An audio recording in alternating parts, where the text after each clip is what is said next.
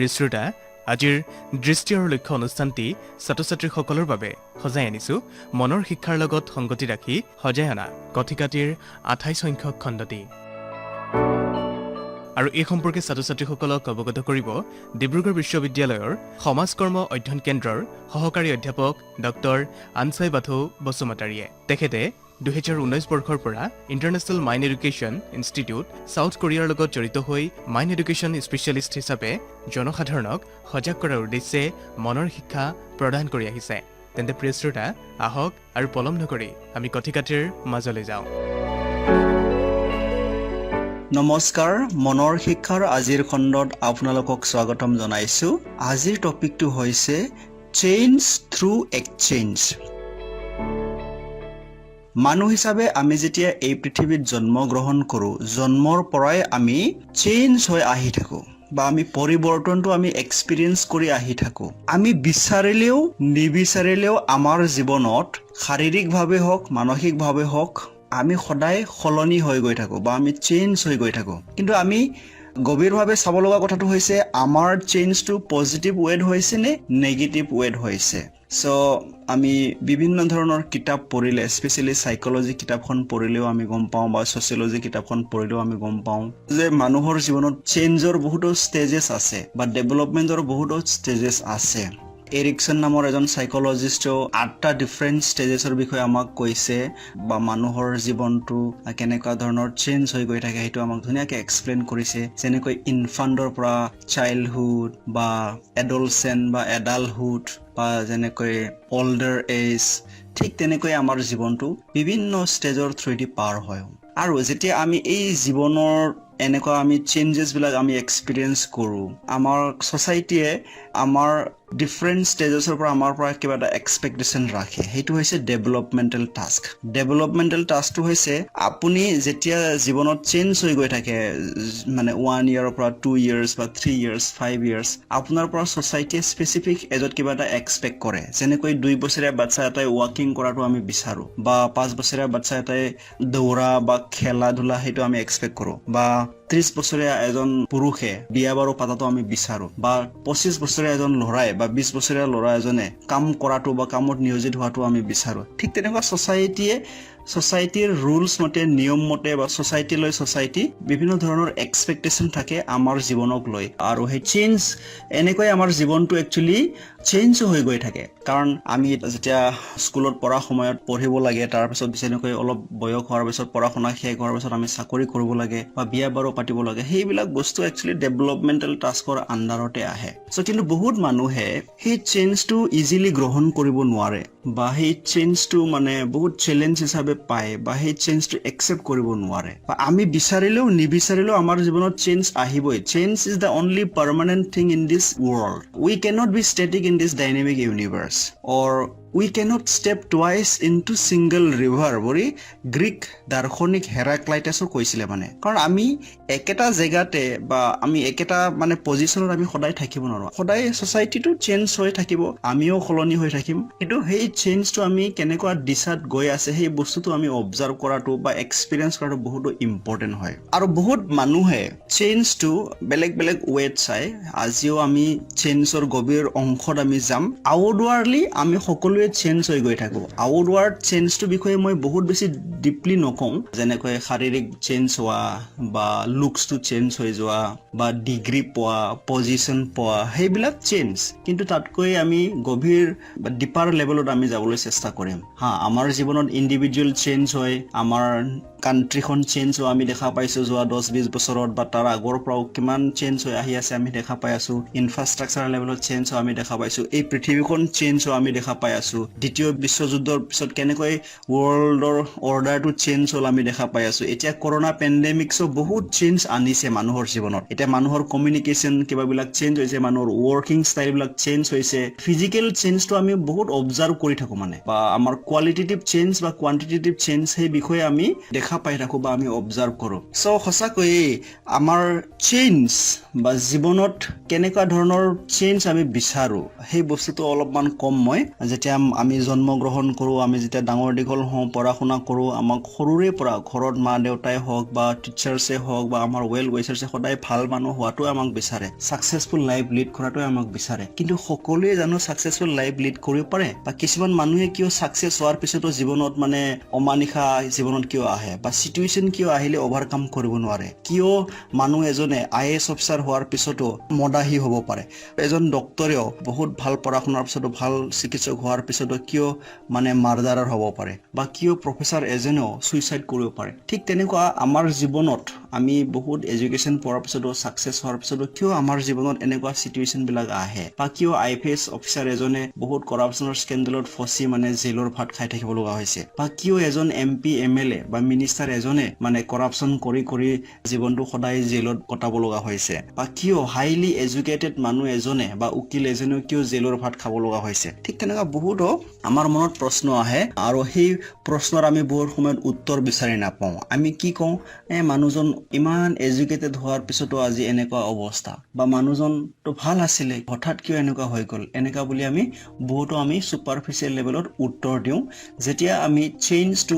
আউটৱাৰ্ডলি সদায় চাই থাকো বা ইনৱাৰ্ডলি বা ডিপাৰ লেভেলত গৈ যদি আমি চেঞ্জটো চাওঁ তেতিয়া আমি কেইটামান উদাহৰণ চাবই লাগিব এই সময়ত মই এটা উদাহৰণ দিম এইটো হৈছে কিম কি চান নামৰ এজন ব্যক্তিৰ উদাহৰণ বা কাহিনী তেওঁ একচুয়ালি এজন মাইণ্ড এডুকেশ্যন স্পেচিয়েলিষ্ট হয় আৰু এতিয়া তেওঁ বিশ্বৰ বিভিন্ন জেগাত গৈ স্পেচিয়েলি ইউথছ আৰু ক্ৰিমিনেলছ বিলাকক মাইণ্ড এডুকেশ্যন দি আছে তেওঁ একচুয়ালি জেলে গৈ তাত এইবিলাকত গৈ মাইণ্ড এডুকেশ্যন দি আছে যিবিলাক মানুহ ড্ৰাগ এডিক্ট হৈ আছে যিবিলাক মানুহ ক্ৰিমিনেল বা ক্ৰাইম কৰি জীৱনত একো নাই লাষ্ট অপচন বা লাষ্ট ৰিজৰ্টটো যিবিলাকে জেলত দিন কটাই আছে সেইবিলাকক গৈ একচুয়ালি তেওঁ মাইণ্ড এডুকেশ্যন দিয়ে কিন্তু আমি যেতিয়া কিম কিষাণৰ জীৱনটো চাওঁ তেওঁ একচুয়ালি যেতিয়া ডেকা অৱস্থাত আছিলে তেতিয়া তেওঁ বহুত ডাঙৰ মানে ক্ৰাইম কৰিছিলে বহুত বেয়া কাম কৰিছিলে যেনেকৈ চুৰ কৰা ডকাইত কৰা কাবাক মাৰ্ডাৰ কৰা আৰু তেওঁ একচুয়ালি ডাঙৰ মাৰ্ডাৰাৰ হিচাপে বহুত মানুহে তেওঁ গম পাইছিলে আৰু তেওঁ জেলত তেওঁৰ লাইফটো কটাবলগীয়া হৈছিলে কিন্তু জেলত তেওঁ যেতিয়া মাৰ্ডাৰাৰ হিচাপে জীৱনটো কটাই আছিলে তেতিয়া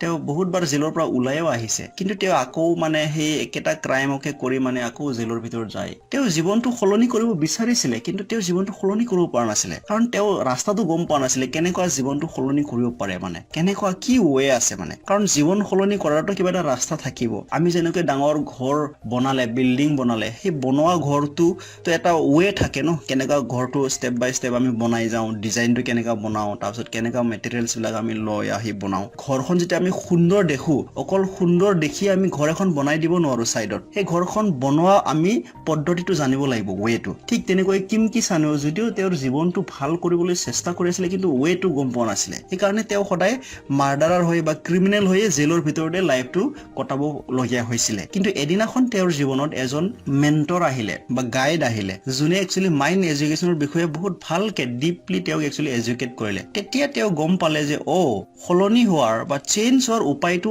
মই নিজে চেষ্টা কৰি থাকি নহব মই এক্সচেঞ্জ কৰিব লাগিব মানে মোৰ নিজৰ হাৰ্টটো বেলেগক ক'ব লাগিব আৰু বেলেগৰ হাৰ্টটো মই পাব লাগিব ঠিক তেনেকুৱা তেওঁ কনভাৰসেচন কৰা আৰম্ভ কৰিলে এক্সচেঞ্জ কৰা আৰম্ভ কৰিলে যে মোৰ জীৱনটো এনেকুৱা মই এনেকুৱা আহি আজি এনেকুৱা ডাঙৰ ক্ৰিমিনেল হৈ জেলত কটাব লগা হৈছে কিন্তু মইওতো ভাল মানুহ হ'ব বিচাৰো তেতিয়া তেওঁৰ গাইড বা মেন্টৰে তেওঁক ডিপাৰ লেভেলত তেওঁৰ উইজডম বিলাকো এক্সচেঞ্জ কৰিব আৰম্ভ কৰিলে তেতিয়া কিম কিষাণে ধুনীয়াকে শুনিলে শুনাৰ পিছত তেওঁ নতুন মন পালে আৰু লাহে মানে তেওঁৰ গাইড বা মেন্টৰে যেনেকুৱা তেওঁ গাইড কৰিছে এনেকুৱা তেওঁ আগুৱাই যাবলৈ সক্ষম হ'ল আৰু তেওঁৰ জীৱনত বহুতো চেঞ্জ আহিলে আৰু এই চেঞ্জটো হৈছে পজিটিভ চেঞ্জ যদি মাৰ্ডাৰাৰ এজনে আজি আহি যদি তেওঁ যদি অনাৰাৰী ডক্টৰেট ডিগ্ৰী পাইছে বা বহুতো মানুহৰ জীৱনটো যদি সলনি কৰি দিব পাৰিছে সেইটোতকৈ আৰু ডাঙৰ চেঞ্জ নাই আৰু আমি আমাৰ জীৱনত কিবা এটা চেঞ্জ হলে সেই চেঞ্জটো ডেফিনেটলি মানুহে দেখা পাব লাগিব লগতে আমি ইনফ্লুৱেঞ্চ কৰিব পাৰিব লাগিব চেঞ্জটো অকল মই পঢ়া শুনা কৰিলো মই চাকৰি কৰিলো মই খালো ললো খুলো এইখিনিতে নহয় কাৰণ এজন হাইলি এডুকেটেড মানুহ ৰাতি গৈ মদটো খাই থাকিব পাৰে এজন বহুত ভাল স্কুলত পঢ়া বা বহুত ভাল কলেজত পঢ়া এজন ছাত্ৰ ড্ৰাগছ এডিক্ট হ'ব পাৰে এজন ভাল ডক্টৰো মানে ক্ৰিমিনেল হ'ব পাৰে ভাল doctor in the sense like যিবিলাকৰ কোৱালিফিকেশ্যন আছে সো সেই চেঞ্জটো মই কোৱা নাই আউটৱাৰ্ড চেঞ্জটো কোৱা নাই য'ত মানে আমাৰ অকল ডিগ্ৰী থাকিব বা পজিশন থাকিব কিন্তু ইনৱাৰ্ড চেঞ্জটোৱে বহুত ইম্পৰ্টেণ্ট আৰু ইনৱাৰ্ড চেঞ্জটো হৈছে চেঞ্জ অফ দা হাৰ্ট আৰু সেই হাৰ্টৰ চেঞ্জটো কেতিয়া আহে যেতিয়া when we exchange with the people who have the wisdom of heart, who knows the way to the change. এই মুহূৰ্তত মই আৰু আনটি উদাহৰণত যাম। এইটো হৈছে চিয়ং হুই চ নামৰ এজন সাউথ কোৰিয়ান ডেকা ল'ৰাৰ কাহিনী। তেওঁ একচুৱেলি আমেৰিকাত তেওঁৰ পৰিয়ালটো মাইগ্ৰেণ্ট কৰিছিলে আৰু তেওঁ আমেৰিকাত পঢ়া শুনা কৰি আছিলে। তেওঁ ভাৰ্জিনিয়া পলিটেকনিক ইনষ্টিটিউট তাতে পঢ়া শুনা কৰি আছিলে আৰু তেওঁ যেতিয়া বয়স প্ৰায় 23 বছৰমান আছিলে তেতিয়া সেই তেওঁৰ পঢ়া ইনষ্টিটিউটত তেওঁ একচুৱেলি অপেন ফায়াৰিং কৰিছিলে আৰু তেওঁ 32 জন ছাত্ৰ ছাত্ৰীক মাৰিছিলে আৰু more than 20 ষ্টুডেন্টস ইনজুৰ্ড হৈছিলে আৰু তেওঁ নিজেও আত্মহত্যা কৰি মৰিছিলে। চিয়ং হুই চ তেওঁ ভাল হোৱাৰ কাৰণে জীৱনটো সলনি কৰাৰ কাৰণে ভাৰ্জিনিয়া পলিটেকনিক ইনষ্টিটিউটত নাম ভৰ্তি কৰিছিলে। তেওঁ এনেকুৱা ভবা নাছিলে যে তেওঁৰ জীৱনটো এনেকুৱা শেষ হৈ যাব। সকলো মানুহে স্কুল কলেজত কিয় পঢ়া শুনা কৰে? তেওঁলোকে ভাবে যে আমাৰ জীৱনটো কেতিয়াবা চেঞ্জ হৈ যাব বা আমি সঁচাকৈ ডাঙৰ মানুহ হৈ যাম বা ভাল মানুহ হৈ যাম। কিন্তু এই এজন ষ্টুডেণ্টৰ জীৱনত কিয় এনেকুৱা আহিছিলে? কাৰণ তেওঁ কোনো দিন বেলেগ মানুহৰ লগত এক্সচেঞ্জ কৰা নাছিলে। ইয়েছ, তেওঁৰ জীৱনত বহুতো চিন্তা ভাৱনা আছিলে, তেওঁ ডিপ্ৰেছনতো ভুগিছিলে। ইণ্টাৰেষ্টিংলি তেওঁক বহুত মানুহ হৈ চাগে ষ্টুডেণ্টছ বিলাকৰ মাজৰ বহুতে তেওঁক একচুৱেলি জকাইছিলে, তেওঁবিলাকৰ লগত কমিউনিকেট কৰিব পৰা নাছিলে বা তেওঁলোকক একচুৱেলি তেওঁ ক্ষমাও কৰি দিব পৰা নাছিলে। কিন্তু চিয়ং হুই চৰ জীৱনত কিয় এনেকুৱা সিচুৱেশনটো আহিছিলে? কাৰণ তেওঁ জীৱনত কাৰো লগত একচুৱেলি এক্সচেঞ্জ কৰা নাছিলে। হয়তো তেওঁ টিচাৰ্ছ বিলাককে ধৰি বা বেলেগ মানুহবিলাকক যিবিলাকে ৱৰ্ল্ড অফ হাৰ্ডৰ বিষয়ে জানে তেওঁবিলাকক লগ ধৰি তেওঁ হয়তো ক'ব পাৰিলে হয় মোৰ জীৱনটো এনেকুৱা, মই বহুত ডিপ্ৰেছনত আছো বা মই এনেকুৱা ভুগি আছো, মই সুইচাইড কৰিব মন যায়। সেই বস্তুটো তেওঁ শ্বেয়াৰ নকৰিলে বা তেওঁ এক্সচেঞ্জ নকৰিলে। এই কাৰণে তেওঁৰ জীৱনত চেঞ্জ নাহিলে। বৰঞ্চ তেওঁ নিজেতো আত্মহত্যা কৰিলে, তেওঁ কিন্তু নিজৰ স্কুলৰ বা ইনষ্টিটিউটৰ বন্ধুবিলাককে মাৰি পেলাই দিলে। প্ৰায় 32 জন ষ্টুডেণ্টছক তেওঁ মাৰি পেলাইছিলে আৰু এই ইনচিডেণ্টটো হৈছিলে এপ্ৰিল 16, 2007।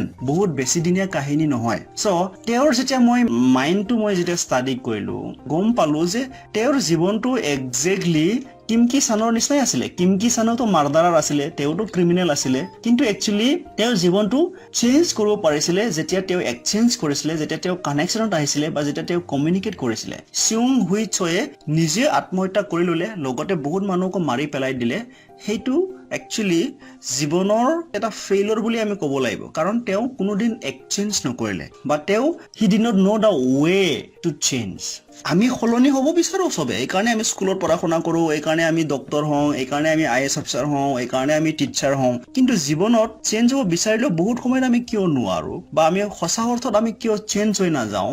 কাৰণ আমি ৱেটো নাজানো। মই আগতেও কৈছো যে চেঞ্জ হোৱা মানে অকল ডিগ্ৰী পাই চাকৰি পোৱাটো নহয়। আজি মাষ্টৰ এজনো বহুত মদ খাই থাকিব পাৰে, আজি ডক্টৰ এজনো ক্ৰিমিনেল বিহেভিয়াৰ এটা থাকিব পাৰে, আজি পুলিচ অফিচাৰ এজনো কৰাপশ্যন কৰি থাকিব পাৰে, মানে আজি উকিল এজনো ক্ৰিমিনেল হ'ব পাৰে। চ' মই চেঞ্জটো কি ক'ব বিচাৰিছো ইয়াত? চেঞ্জ মানে আমাৰ মনৰ পৰিৱৰ্তন বা হাৰ্টৰ পৰিৱৰ্তন, আৰু সেইটো পচিবল হয় অনলি থ্ৰু এক্সচেঞ্জ। এতিয়া অলৰেডি এই পৃথিৱীত বহুতো মানুহ আছে, বহুতো ইনষ্টিটিউট আছে যিবিলাকে মানুহৰ মাইণ্ডটো চেঞ্জ কৰে, মানুহৰ হাৰ্টটো চেঞ্জ কৰে আৰু লগতে লাইফটো চেঞ্জ কৰে। যেনেকৈ আমি সদায় উদাহৰণ এটা পাই থাকো, যেনেকৈ পুখুৰীত যেতিয়া পানী থাকে সেই পুখুৰীৰ পানীটো বহুত সোনকালে গেলা হৈ যায়, কাৰণ তাত বেলেগ পানী আৰু নাহে বা সি বৈ যাব নোৱাৰে। ঠিক তেনেকুৱা যিবিলাক মানুহে এক্সচেঞ্জ নকৰে তেওঁবিলাকৰ মনটো একচুৱেলি আইচলেশ্যনত গুচি যায় বা তেওঁবিলাকৰ জীৱনত নতুনত্ব একো নাহে। মানে শাৰীৰিকভাৱে নতুনত্ব আহিলেও, নতুন কাপোৰ চলা পিন্ধিলেও বা নতুন কাপোৰ ল'লেও, কিন্তু মানসিকভাৱে একচুৱেলি নতুনত্ব পাব নোৱাৰে। আৰু মানসিকভাৱে আমি নতুনত্ব পাবলৈ হ'লে আমি এক্সচেঞ্জ কৰিবই লাগিব বা আমি কমিউনিকেট কৰিবই লাগিব। আমি ডিপাৰ লেভেলত কমিউনিকেশ্যন আমাক লাগিবই। চ' সঁচাকৈ পানীটো যেনেকৈ পলিউটেড হৈ থাকে বা পুখুৰীৰ পানীটো যেনেকৈ পলিউটেড হৈ থাকে, কিন্তু নদীৰ পানীটো পলিউটেড নহয়, সি সদায় নতুনত্ব বা ফ্ল' হৈ গৈ থাকে। চ' আমি জীৱনত যদি চেঞ্জ হ'ব বিচাৰো, আমি নিজে চেষ্টা কৰি থাকিলেও নহ'ব, আমি এক্সচেঞ্জ কৰিব লাগিব, আমি কমিউনিকেট কৰিব লাগিব। এইকাৰণে ইণ্টাৰনেশ্যনেল মাইণ্ড এডুকেশ্যন ইনষ্টিটিউটে বিভিন্ন ধৰণৰ মানুহৰ লগত বা স্পেচিয়েলি ইউথছৰ লগত আমি কণ্টিনিউৱাছলি আমি কমিউনিকেট কৰি আছো, আমি এক্সচেঞ্জ কৰি আছো আৰু নতুন মন দিবলৈ আমি সক্ষম হৈছো। এইকাৰণে আপোনালোকে কিবা এটা সমস্যা থাকিলেও বা চিটুৱেশ্যনত থাকিলেও বা জীৱনত যদি চেঞ্জ আহিছে বা চেঞ্জটো গ্ৰহণ কৰিব পৰা নাই, তেতিয়াও আপোনালোকে আমাক কমিউনিকেট কৰিব পাৰে। We can exchange our heart because we have hope, we have strength in our heart, we have joy and peace in our heart. So when we exchange, the heart will flow to you. The joy, peace, and strength and hope will flow to your heart. So, প্ৰিয় শ্ৰোতাসকল, আজিলৈ সময় হৈ আহিল। মনৰ শিক্ষাৰ আজিৰ খণ্ডটো ইমানতে সামৰণি মাৰিছো। ধন্যবাদ।